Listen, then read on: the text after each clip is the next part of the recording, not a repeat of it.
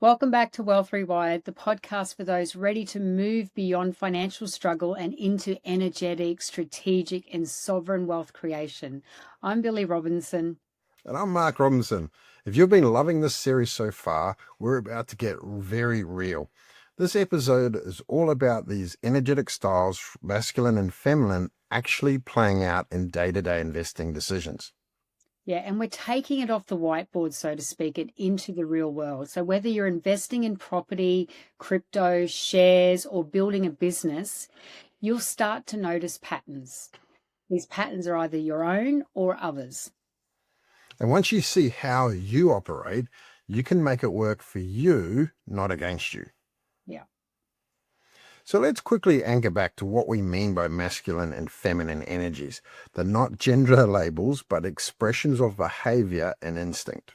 Yeah. So the masculine energy is structured, logical, goal driven. And the feminine energy is more intuitive, receptive, visionary.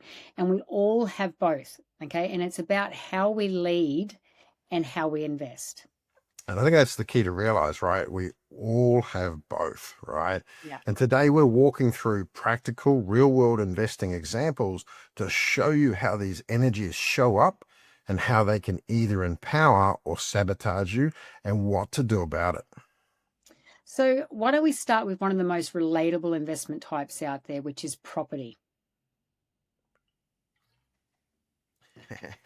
The masculine approach to property investing is structured, crunching the numbers, looking at yield and versus capital growth, suburb trends, vacancy rates, infrastructure reports, and spreadsheets galore. Yeah, there's a checklist. There's a process. The aim is certainty, scale, performance. And that's a great thing, right? Until it becomes so rigid that you overlook opportunities because the numbers aren't perfect. Now, in contrast with that, the feminine approach, she walks into a property and she feels, okay, what's the energy of this space? Can I see my family growing up here? Is this aligned with the kind of life I want to support? Yeah, she might sense potential others don't see. Maybe the suburb is on edge of gentrification. Yeah. Maybe there's something energetic about the land or the layout. Yep.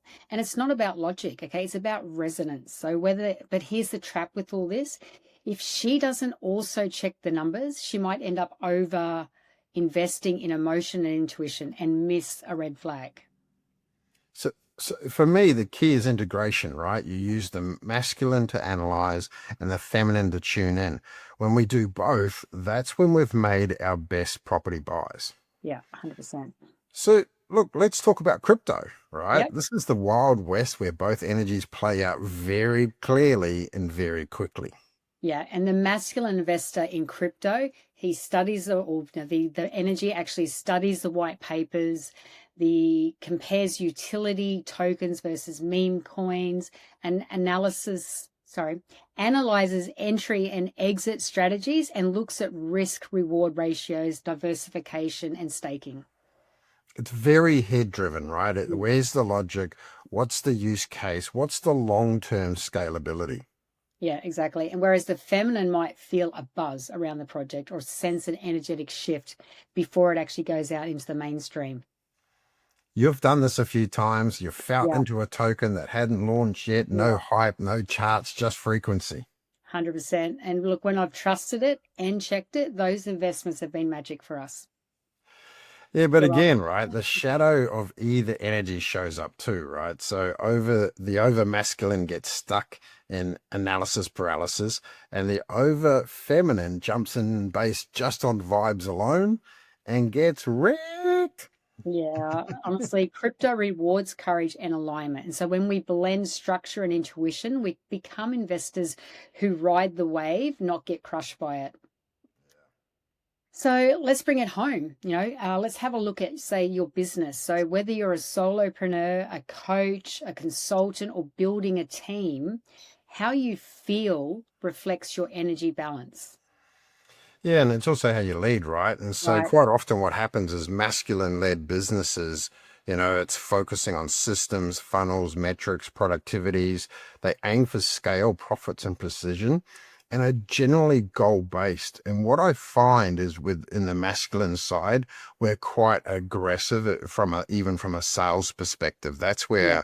where, I look back when we've been building our businesses and I go, everything was sales driven, right? It was sales driven that, marketing this, profit that, and whereas the when we come into the feminine side, we talk a lot more about, making sure that there's a win-win-win for our customers, all that sort of stuff. So we want to make really clear that that's how it works, right? Yeah, and look, and all of that works brilliant until it kills the soul.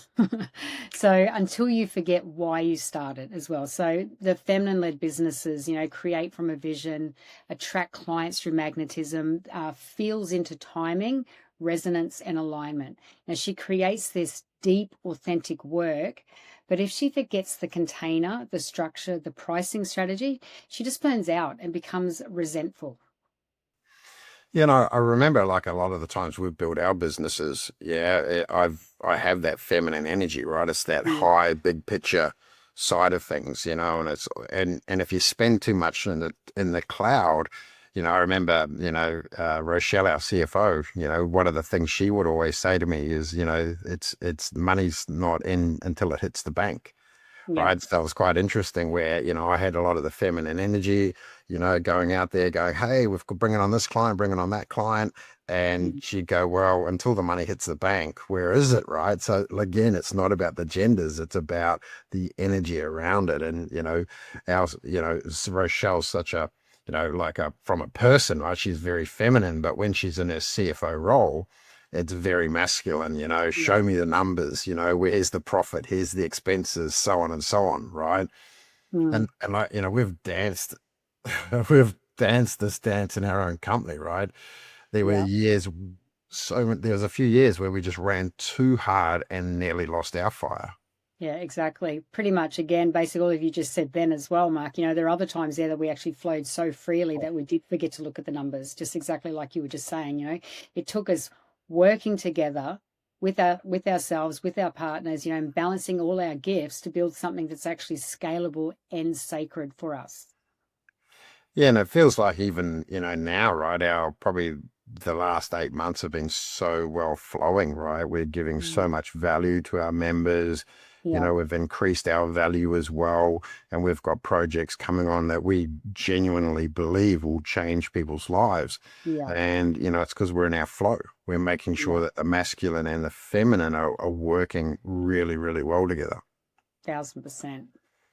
So look, let's bring in a few stories right from the field. These are examples of real members and how they shifted their investing energies. So we'll go into our client one, right? This is an over masculine property investor. They own four investment properties. They knew all the numbers, but had zero connection to the properties. They were burning out, right? Trying to hit this arbitrary financial milestone. Yeah. So what we did is we actually helped them tune in, get curious. So why did they want this lifestyle? What would enough look like for them? These are the sort of questions that we were asking them. Yeah, and look, he ended up selling one property, reinvesting in something smaller but closer to his heart, and he also then tripled his happiness, right? Yeah, Just you could see the joy on their face. 100%. Then we got client number two. So a feminine led coach in crypto. She had an intuitive sense of where the market was going, made great calls, but never systemized the profits and kept reinvesting emotionally with no clear exit plan.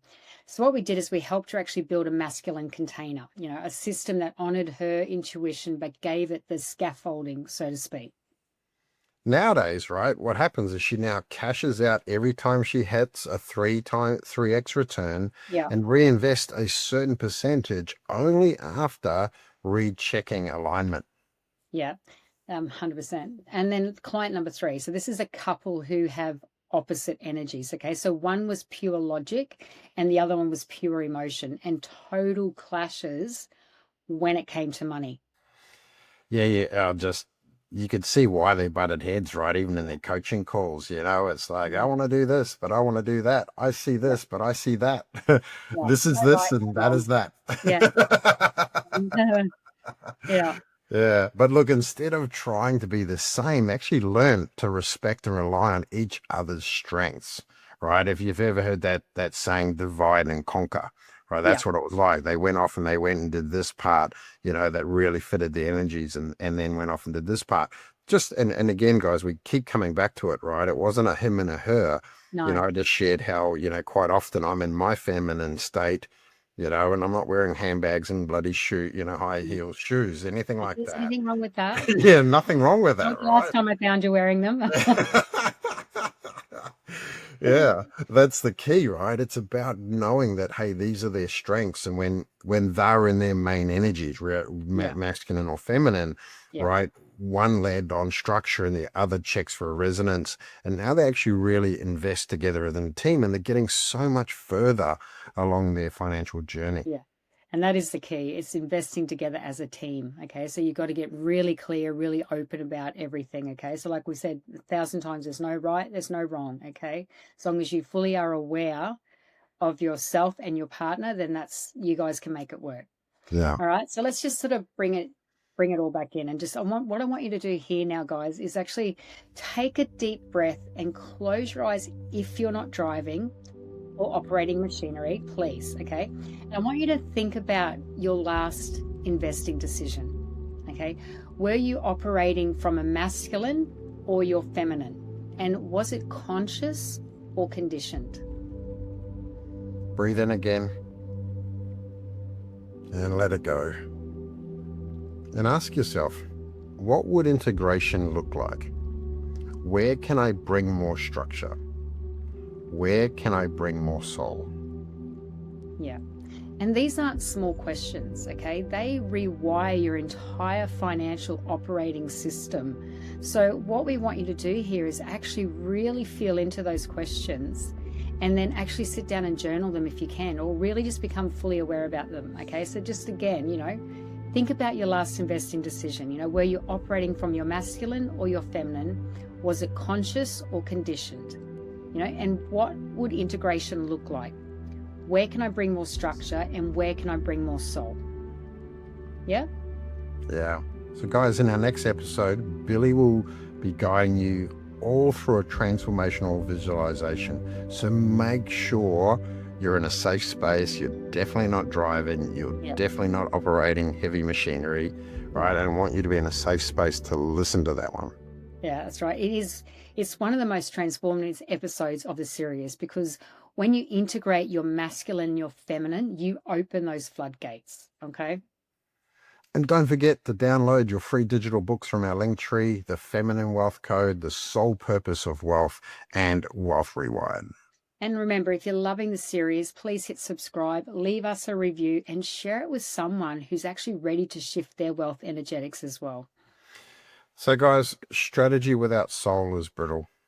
And the soul without structure gets lost. Together, they build wealth that's aligned, sustainable, and free. Excellent. Thanks for now.